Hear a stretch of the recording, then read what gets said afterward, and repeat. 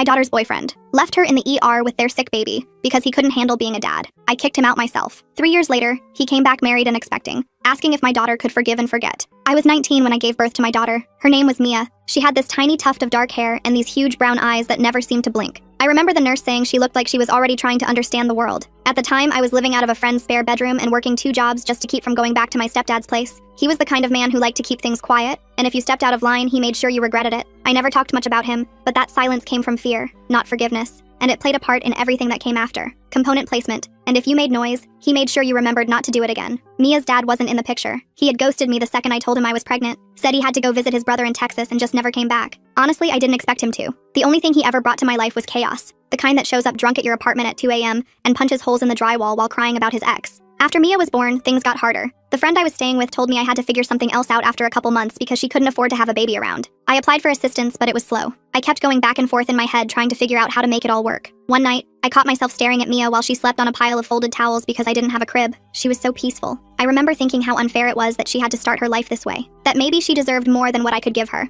I didn't make the decision overnight. I went back and forth for weeks. But one day, after Mia got a really bad cough and I couldn't afford the medicine her doctor prescribed, I broke down in a CVS parking lot and called a counselor I had talked to once about open adoption. Her name was Claire. She had this soft way of speaking, like nothing could shake her. I told her I wanted to find a family that would give Mia the kind of life I never had. Claire found them, Hannah and Greg, high school sweethearts who had been trying to have a baby for almost a decade. They looked like a toothpaste commercial. Greg had this big dopey smile and Hannah had the kind of eyes that made you want to trust her. I met them once, gave them Mia the next day. I didn't even cry when I handed her over. I waited until I got back to my place and screamed into a towel for an hour. I didn't hear much after that. Claire told me it was a semi-open adoption. They would send letters and updates through the agency. For a while they did. I got pictures on her first and second birthday. Then it all stopped. Claire said they moved and the new agency wasn't responding. Eventually I stopped checking. Life moved on. I got a job that paid decent. I moved cities, started therapy, stopped dating guys who wore backwards baseball caps and had no drama in their bios. But I never stopped thinking about Mia, not even for a day. 15 years later, I was in line at the DMV trying to renew my ID when I got a call. My boyfriend at the time, Marcus, had just walked out on me the night before, took half our stuff, didn't even leave a note. So when I saw a random number pop up, I almost didn't answer, but I did. And I'll never forget the voice on the other end. She said,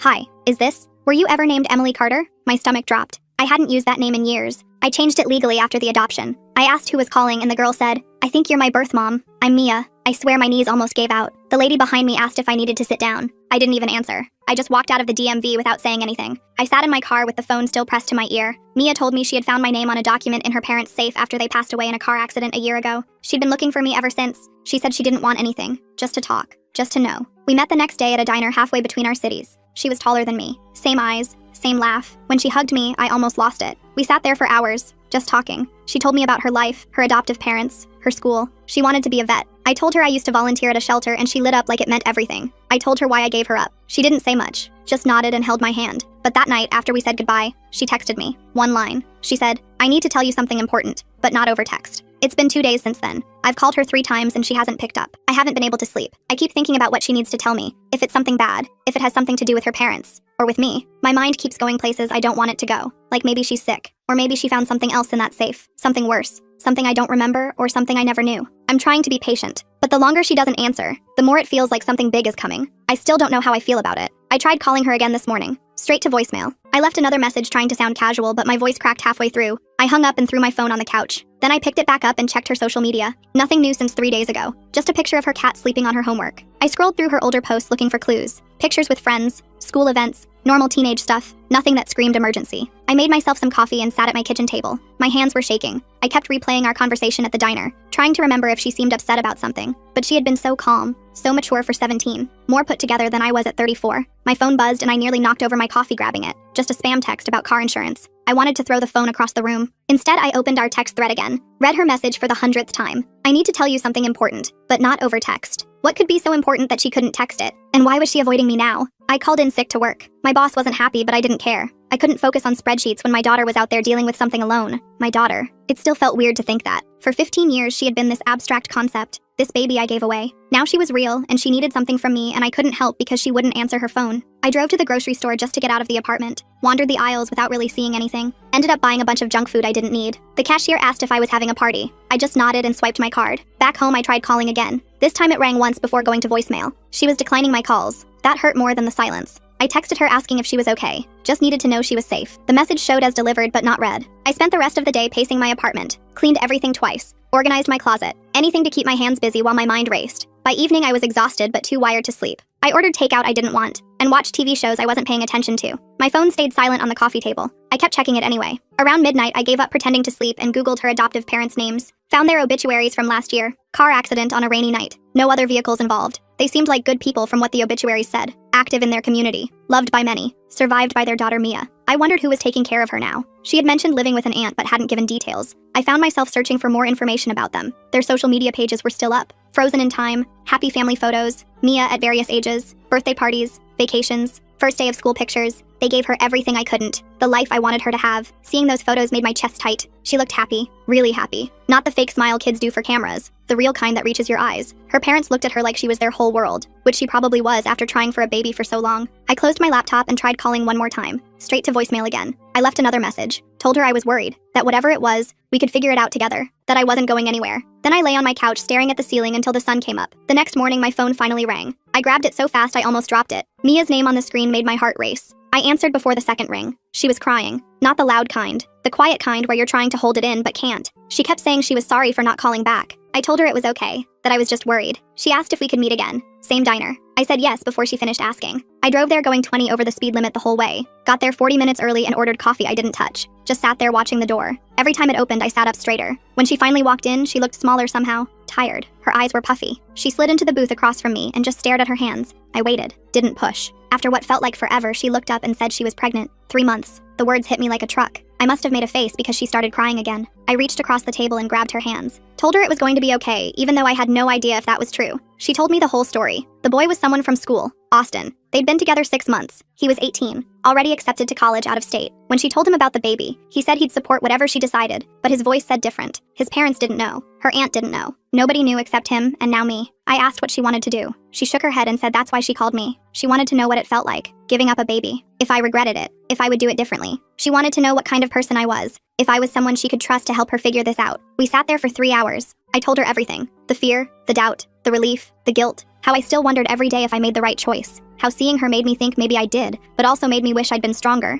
braver. She listened without interrupting. Just nodded sometimes or squeezed my hands when I had to stop to breathe. When I finished, she asked if I would have kept her if things were different. I said yes, without hesitation. She asked what different meant. I told her money mostly. Support. Someone who cared. She said she had money from her parents' life insurance. Had their house. Had her aunt. I said then it wasn't the same. She had choices I didn't. She asked if I would help her, whatever she decided. I said yes. She hugged me across the table and we both cried in that diner while people pretended not to stare. We started meeting every few days. Sometimes at the diner, sometimes at a park near her house. She would ask questions about being pregnant, about what to expect. I answered what I could remember, bought her prenatal vitamins, went with her to her first doctor appointment because she was too scared to go alone. The doctor confirmed everything was normal, healthy, asked if the father was involved. Mia said no. The doctor gave us pamphlets about options. Mia shoved them in her purse without looking. In the car after, she said Austin had started ignoring her at school, wouldn't even look at her in the hallway. His friends were acting weird too. She thought he might have told them. I wanted to find this kid and shake him, tell him to grow up, but I remembered being 18, remembered how Mia's birth father ran, how history likes to repeat itself. Instead, I told her she didn't need him, that she was stronger than she knew. She laughed and said I sounded like a motivational poster. Her Aunt Catherine finally noticed something was off. Started asking questions about why Mia was tired all the time,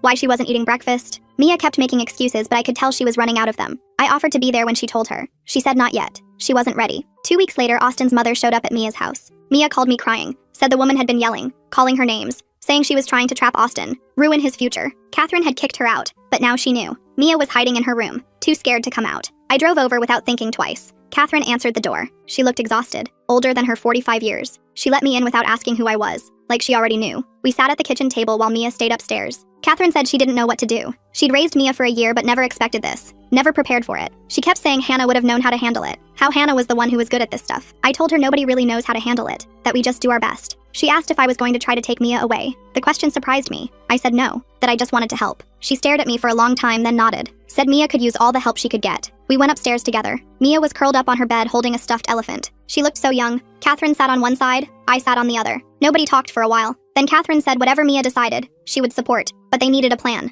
Couldn't just pretend it wasn't happening. Mia said she didn't know what she wanted. That some days she thought about keeping it. Being a mom. Doing better than what happened to her. Other days she thought about adoption. Giving some couple the gift her parents got. And sometimes she thought about not having it at all. Each option felt wrong for different reasons. Catherine said they should talk to someone professional. A counselor. Someone who could help walk through the options without judgment. Mia agreed but said she wanted me there too. Catherine looked at me and nodded. We were a team now whether any of us expected it or not. The counselor's name was Robin. They had a small office with too many plants and a white noise machine that sounded like rain. Mia sat between Catherine and me on a couch that had seen better days. Robin asked questions, gentle ones, about how Mia was feeling, what her concerns were, what support she had. Mia opened up more than I expected, talked about feeling scared, angry at Austin, confused about what was right. She said she kept thinking about me at 19, how I managed, how I decided. She wanted to know if the feeling ever went away, the wondering. I told her it didn't, but that you learn to live with it, make peace with it. That whatever choice you make it with the information you have at the time. You do your best. That's all anyone can do. Robin nodded and said that was well put. Mia squeezed my hand. Over the next few weeks, we fell into a routine. Doctor appointments, counseling sessions, quiet dinners at Catherine's house where we all pretended things were normal.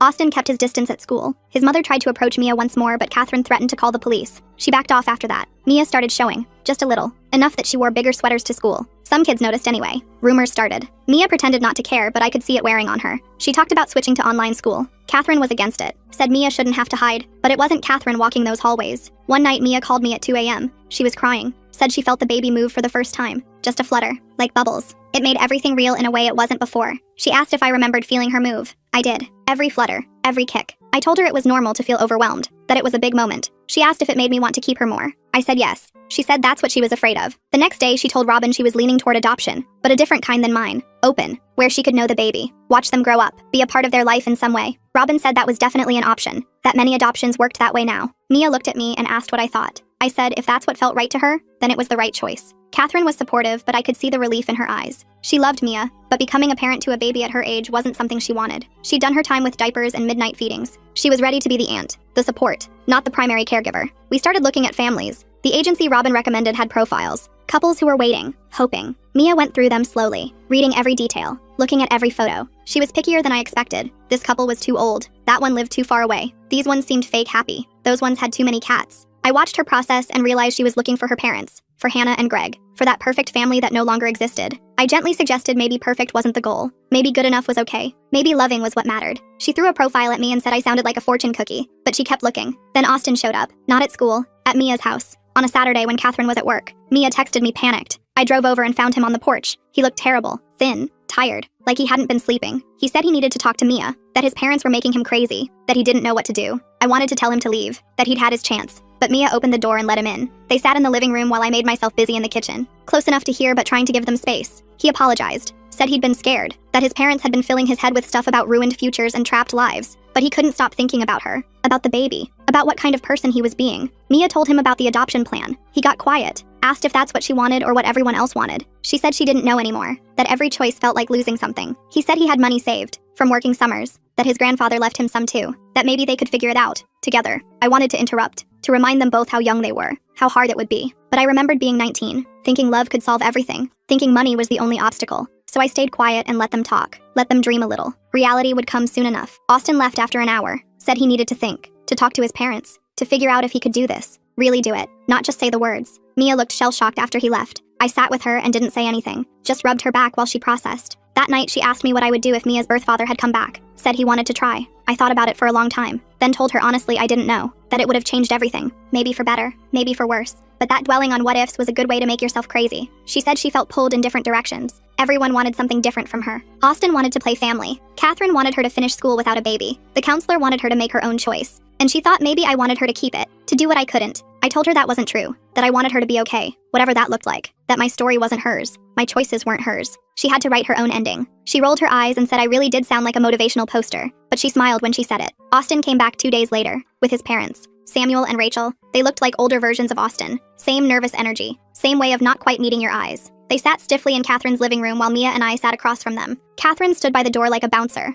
Rachel did most of the talking, said they'd been wrong, that they'd reacted out of fear, that if Austin wanted to be involved, they would support him, help financially, babysit when needed, whatever it took. Samuel nodded along but looked like he'd rather be anywhere else. Austin kept glancing at Mia, looking for signs of what she was thinking. Mia asked what changed their minds. Rachel said Austin hadn't been eating, wasn't sleeping, was walking around like a ghost, that they realized forcing him to abandon his child would hurt him more than having one young. That family was family, even when it came unexpectedly. It sounded rehearsed, like something they'd practiced in the car, but Austin looked hopeful, reached for Mia's hand. She let him take it. Catherine made a sound that might have been disapproval. I stayed quiet. This wasn't my choice to influence. After they left, Mia said she was more confused than ever, that having Austin and his parents involved changed things, made adoption feel like giving up instead of giving a gift, but keeping it still felt impossible, like playing house, like pretending to be adults when they were still kids. I suggested she take a break from deciding, that she still had time, that maybe living with the uncertainty for a while would help clarify things. She said uncertainty was all she'd felt for months, but she agreed to stop pushing herself for an answer. We went back to the routine: appointments, school, dinners. Austin started coming around more, bringing Mia food she craved, driving her to appointments when I couldn't. His parents kept their distance but sent money, checks that Catherine cashed with raised eyebrows but didn't refuse. Mia started preparing for both possibilities, looking at baby stuff online but also reading adoption profiles, making lists of what she'd need if she kept it, but also writing letters to potential parents. She was covering all bases, preparing for any outcome. It was exhausting to watch. I couldn't imagine living it. Then something shifted. I'm not sure exactly when. Maybe it was Austin assembling a crib in the spare room. Maybe it was feeling the baby kick during an ultrasound. Maybe it was Catherine saying she'd help however she could. But Mia started talking more about keeping it, about being a mom, about making it work. I tried to stay neutral, to support without pushing, but I worried, saw all the ways it could go wrong, all the struggles ahead, the sleepless nights, the missed opportunities, the relationship stress. Everything I'd gone through, but with less reason for hope. They at least had support, money, options, but they were still so young. Robin said it was normal for decisions to shift, for certainty to come and go, that whatever Mia decided, she'd need support after. That placement or parenting, there would be grief. Joy too, but grief for the path not taken, the life not lived. I knew that feeling well. A month before her due date, Mia made her choice. Told me first. We were sitting in my car after an appointment. She said she was keeping it. Her. The baby was a girl. She'd known for weeks but hadn't told anyone. Said it made it too real. But now she was ready for real. Ready to be a mom. I hugged her and said I'd be there. Whatever she needed. She cried and said she was terrified. That she didn't know how to be a mom. That she barely remembered her own. I told her nobody really knows. We all just figure it out as we go. Love our kids the best we can. Make mistakes. Try again. That's all parenting really is. She asked if I wished I'd kept her. I said sometimes. But that I couldn't regret the life she'd had. The parents who loved her. The opportunities she got. That maybe everything happened how it was supposed to. She said that was a cop-out. I said maybe, but it's how I sleep at night. We told Catherine that evening. She took it well. Said she figured that's where things were headed. That the spare room was basically a nursery already. That Austin had been acting like an expectant father for weeks. That denying it wouldn't change it. Mia hugged her and cried. Catherine held her and said it would be okay. They'd figure it out. Austin was thrilled. Picked Mia up and spun her around until she yelled at him to put her down. His parents were less enthusiastic but trying. Rachel started buying baby clothes. Samuel offered to pay for daycare. They were coming around to being grandparents, even if it wasn't how they'd pictured it. The last month flew by. Baby shower. Finishing the nursery. Choosing a name. Mia wanted something strong. Something that stood for survival. They settled on Phoenix. I thought it was a bit much but kept that to myself. Austin loved it. Said it was perfect. Like their daughter would be. I helped where I could. Bought diapers. Assembled furniture. Listened to fears. Shared what I remembered about labor. About those first weeks. Tried to prepare them without scaring them. It was a fine line. They were confident and terrified in equal measure, which seemed about right for new parents. The contractions started on a Tuesday. Mia called me at 5 a.m. Said it was time. I met them at the hospital. Austin driving. Catherine in the back with Mia. Me following behind. We were a strange little convoy. A makeshift family brought together by circumstance. Labor was long. 15 hours of Mia squeezing hands and cursing Austin's existence. He took it well. Kept telling her she was doing great. That he loved her. That he was sorry for everything. She told him to shut up but held his hand tighter. Catherine and I took turns getting coffee and pretending we weren't worried. When Phoenix finally arrived, she was tiny but loud. Red-faced and angry at the world. The nurse said she was perfect. 7 pounds of attitude. Mia held her and cried. Austin cried. Catherine cried. I stood in the corner and remembered holding Mia the same way. The weight of possibility. The fear of failing. The desperate love that comes from nowhere and everywhere at once. They brought Phoenix home 3 days later, to the house Mia grew up in, the house her parents bought, full of memories and ghosts and new beginnings. I watched them fumble with the car seat, argue about the right way to hold her, panic over every sound. They were doing exactly what new parents do, learning as they went. I visited often those first weeks, brought food, held Phoenix while Mia showered, listened to Austin worry about money, about school, about being good enough. I told him what I'd learned, that good enough was usually enough, that showing up mattered more than being perfect. He nodded but still looked scared, which meant he understood the weight of it. One night Mia called crying. Phoenix wouldn't stop screaming. Nothing worked. Austin was at work. Catherine was out. She was alone and overwhelmed and sure she'd made a mistake. I drove over and took Phoenix. Walked her around the house while Mia sat on the couch looking defeated. After an hour, Phoenix finally settled. Gas probably, or just being a baby. They do that sometimes. Mia asked if it got easier. I said yes and no. Different hard as they get older, but the love gets bigger too. Makes the hard worth it, usually. She laughed and said I was terrible at pep talks, but she looked less defeated, more determined. That was all she needed really, to remember she could do this, even when it felt impossible.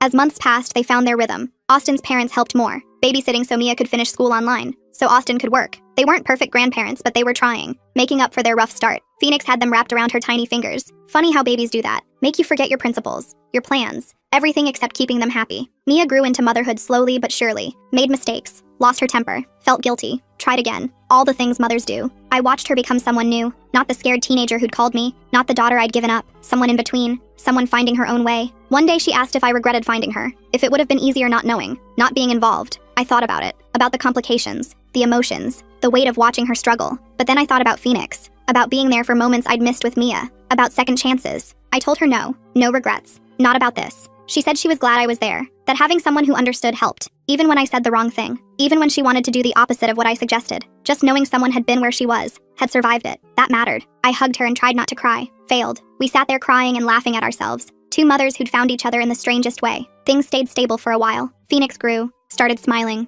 then laughing. Austin worked nights at a warehouse while finishing school online during the day. Mia took care of Phoenix and worked on her diploma between feedings. Catherine helped when she could. I came by twice a week with groceries or just to hold the baby while Mia napped. Then Austin's dad Samuel had a heart attack. Not a big one, but enough to scare everyone. He was in the hospital for a week. Rachel called Mia crying, said she couldn't do this alone, needed Austin home. He was torn between his parents and his daughter, spent days driving back and forth, getting more stressed each time. His grades started slipping. His boss complained about him being distracted. Mia tried to be understanding, but she was exhausted too. Phoenix had started teething. Nobody was sleeping. The house felt like a pressure cooker waiting to explode. One night Austin didn't come home, didn't call. Mia texted me at 3 a.m., panicked. I told her to wait, that he was probably with his dad. But by morning he still hadn't shown up. His phone went straight to voicemail. Rachel hadn't seen him. His work said he never showed up for his shift. We found him at his friend Lawrence's apartment, hammered, passed out on the couch. Lawrence said he'd shown up crying about not being able to handle it, about failing everyone, about being just like his dad. I wanted to shake him. Mia just looked tired. We got him in the car and drove home in silence. The next few days were rough. Austin apologized, said he'd had a panic attack, that everything felt too heavy, too much. Mia listened, but I could see her pulling back, building walls. She'd been here before with guys who couldn't handle pressure, who ran when things got hard. I tried talking to Austin, found him sitting on the porch one evening while Mia put Phoenix to bed. He looked older than 18, worn down. He said he didn't know how people did this. Work and school and babies and sick parents. Said he felt like he was drowning. I told him everyone felt that way sometimes, that the drowning feeling was part of it. But you keep swimming anyway, because what else is there? He asked if it was worth it, all the struggle. I said that wasn't for me to answer, only he could decide that. But Phoenix deserved to have him try. Things improved for a bit. Samuel got out of the hospital. Austin cut back his hours at work, focused on finishing school. But money got tighter. Diapers and formula add up fast. Catherine helped, but she had her own bills. The checks from Austin's parents stopped coming. They had medical bills now. Mia started talking about getting a job, but daycare would cost more than she'd make. It was a trap a lot of young parents fell into. Can't afford to work, can't afford not to. She applied for assistance, but the wait list was long. The system moved slow. Bills piled up faster. Then Catherine's company announced layoffs. She survived the first round, but they said more were coming. The stress in the house ratcheted up another notch. Everyone walking on eggshells, afraid to complain, afraid to make things worse. Phoenix picked up on it, cried more, slept less, which made everything harder. I offered to help with money, but Mia was proud, said they'd figure it out, that taking money from me felt wrong, like I was trying to buy my way back into her life. I said that wasn't it, but she wouldn't budge. Catherine took the money though,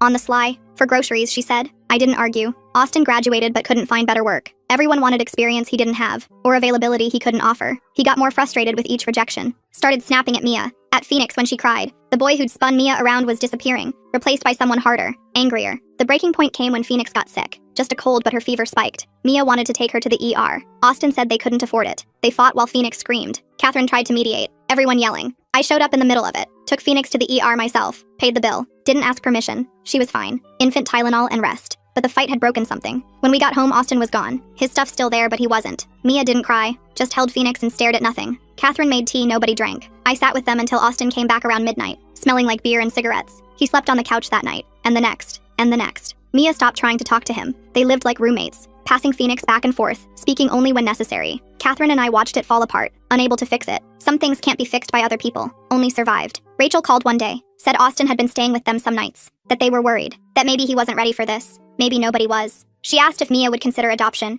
even now, said they knew people, good people, who would love Phoenix, give her everything. I wanted to hang up on her, but I told Mia about the call. She needed to know what they were thinking. She laughed, not a happy laugh, said of course they wanted that, the easy way out. Pretend none of this happened. Start fresh. She said Phoenix wasn't a mistake to be erased. She was a person, her person, but the seed was planted. Late at night when Phoenix wouldn't sleep, when the bills came due, when Austin didn't come home, again, Mia would look at me and I could see the question. What if? What if she'd chosen differently? What if she still could? I never answered. Couldn't. It wasn't my choice to make. Austin moved out officially after 6 months. Said he needed space. Time to figure things out. He'd still help with Phoenix. Still be her dad. Just not there. Not every day. Mia nodded and helped him pack. No tears. No begging. Just resignation. Like she'd been waiting for it. He kept his promise for a while. Came by twice a week. Took Phoenix for afternoons. Brought diapers when he could. But then his visits got shorter. Less frequent. He'd cancel last minute. Say work called. Or his dad needed him. Or his car broke down. Always something. Mia stopped expecting him. Stopped planning around his promises. Started building a life without him. Got her diploma. Applied for community college. Found a work-from-home job doing data entry. Nothing fancy, but it paid. Catherine watched Phoenix during her shifts. I helped when I could. We made it work. Barely, but we made it work. Phoenix turned 1. We had a small party. Just us. Austin said he'd come but didn't. Sent a gift card instead. Phoenix smashed cake in her face and laughed. Took her first real steps. Said mama clear as day. Mia cried happy tears. The first in months. Things settled into a new normal. Hard but manageable. Mia got stronger. More confident. Stopped looking at her phone waiting for Austin to text. Stopped jumping when someone knocked. Started making plans that didn't include him. College classes. Maybe nursing. Something stable. Something that paid enough to really live. Then Austin showed up one random Tuesday. With a girl. Kimberly. Blonde. Perky. Pregnant. They stood on the porch like they were selling something. He wanted Mia to meet her. Said she was important to him. That they were together now. That he wanted to do things right this time. Mia held it together until they left. Then threw a plate at the wall. Screamed. Cried. Said every curse word she knew. I held Phoenix in the kitchen and let her rage. Sometimes you need to break things. Feel the sharp edges. Before you can start cleaning up. She didn't see Austin for 2 months after that. He texted asking about Phoenix. She ignored him. He sent money. She cashed it but didn't respond. His parents called Catherine. Asked to see their granddaughter. Mia said no. Not until Austin apologized. Really apologized. Not just words. But Phoenix started asking for data. Not really. Just babbling. But it sounded close enough. Mia would freeze every time.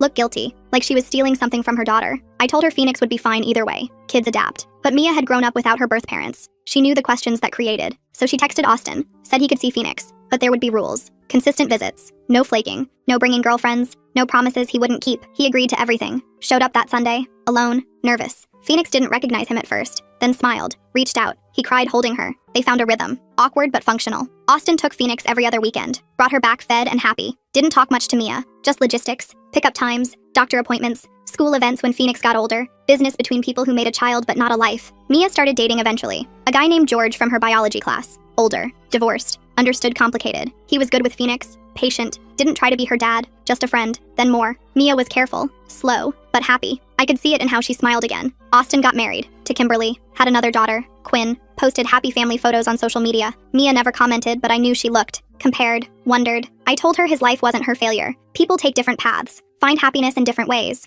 Or don't. But it's not reflection on anyone else. Phoenix grew. Smart like her mom. Stubborn like both parents. She knew Austin was her dad. Saw him regularly. But Mia was her anchor. Her safe place. The one who was always there. Who never left. Who chose her every day. Even when it was hard. Especially then. Catherine retired early. The layoffs finally caught her. But she seemed relieved. Said she was tired of pretending to care about spreadsheets. Started a garden. Volunteered at the library. Watched Phoenix after school. Became the grandmother she'd never planned to be. But wouldn't trade. I stayed close. Part of their odd family. Not quite grandmother. Not quite friend. Something in between. Phoenix called me Mimi. Asked why I gave her mom away. I told her the truth. Age appropriate. But honest. She said she was glad I did. Because then she got to exist. Kids see things simply sometimes. Mia finished nursing school. Got a job at the hospital. Good pay. Benefits. Stability. Bought a little house 2 blocks from Catherine. Nothing fancy. But theirs. Phoenix got her own room. Painted purple. With stars on the ceiling. Space to dream. Austin stayed involved. More as Phoenix got older. Could do fun things. Zoo trips. Movies. Easy stuff. He was good at being the fun dad. Less good at homework help. Doctor visits. Hard conversations. But he showed up. Mostly. Which was more than some. One day Mia called. Said Phoenix was asking hard questions. About why Austin left. Why he lived with Quinn and not her. Why families looked different. Mia didn't know what to say. How to explain adult failures to a child. How to be honest without creating wounds. I said tell her the truth. That sometimes people love each other but can't live together. That families come in all shapes. That what matters is who shows up, who stays, who chooses you every day. That Phoenix had that. In abundance. Even if it looked different than pictures in books. Mia did. Phoenix seemed to accept it. Kids are resilient like that. Take things as they come. Adapt. Survive. Thrive even. She had Mia, Catherine, me, George who became a steady presence. Austin in his way. A whole village. Messy, but real. Years passed. Phoenix started middle school. Mia got promoted. Charge nurse, then supervisor. Bought a bigger house. Took vacations. Built the life she'd dreamed of. Not how she'd planned, but good. Really good. Stable in ways her childhood wasn't. Full of love and laughter and ordinary Tuesday nights. Austin had 2 more kids. Stayed married. Seemed happy. His parents finally accepted everything. Loved all their grandkids. Even if Phoenix came first. Before they were ready. Rachel sent birthday cards. Samuel taught her to fish. Time softened the sharp edges. Made room for forgiveness. Or at least peace. I watched it all. This life that spiraled from that phone call. That DNA test. That desperate search for connection. Mia found me, but I found them too. This family I never expected. This second chance at something I'd missed. Different, but precious. Worth every complicated moment. Phoenix is 15 now. Same age Mia was when she found me. Scary how time moves. She's talking about becoming a vet. Like Mia once wanted. Full circle. She knows her story. All of it. The adoption. The reunion. The pregnancy. The struggle. The survival. She says it makes her stronger. Knowing where she came from. What her mom overcame. Mia worries sometimes. That Phoenix will repeat patterns. Get pregnant young. Struggle like she did. But Phoenix is different. Has what Mia didn't. Stability. Support. Options. Knowledge. The gift of watching her mother build something from nothing, of knowing it's possible, even when it's hard. Last week, Phoenix asked about meeting my biological parents, her great-grandparents. I said they were gone, had been for years. She asked if I regretted not reconciling. I said some bridges aren't meant to be rebuilt. Some people aren't meant to be family, but you find your people anyway. Build your own bridges. Make your own family, however it looks. She hugged me, said she was glad I was her Mimi, that our weird family was perfect. Messy, but perfect.